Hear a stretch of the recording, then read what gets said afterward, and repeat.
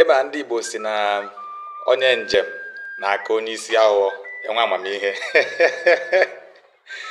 Anyị ejela wee hụ otu nwoke n'obodo wee chọpụta na ya bụ nwoke na ọ naghịzi enyere ụmụ okorobịa aka dịka o si eme n'oge mbụ. Anyị wee gaa ka anyị jụọ ya ajụjụ maka na a sị na onye ajụ adịghị efu ụzọ.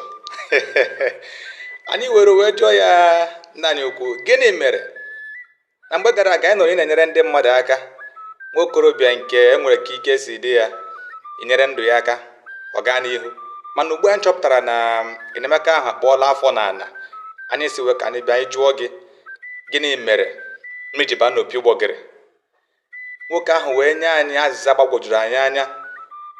Nwoke ahụ wee sị na ụmụaka ugbu a dị nnọọ ka nwanza rijuru afọ wee si chi ya pụtara ya mgba.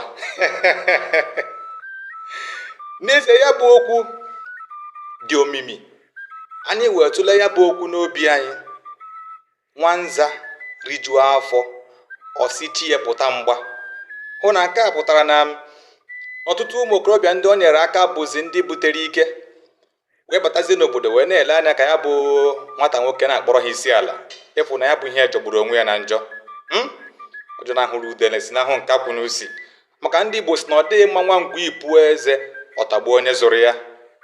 Aka anyị ji agwa ụmụ okorobịa na ụmụ agbọghọbịa n'ụbọchị taa na ọ naghị adị mma mmadụ ịtabi mkpịsị aka nyere ya nri. Ọ bụ ize na ndị Igbo si na ọkụkọ anaghị echefu onye furu ya ọdụ n'udu mmiri, mana ụbọchị ndị a na-achọpụta na ụmụ ntorobịa ugbu a adịzi ka nwanza rijuru afọ ma chere chi ya mgba. Ụmụ ntorobịa, ka uche anyị dị ya na n'ụlọ ka anyị si pụọ n'ụbọchị taa.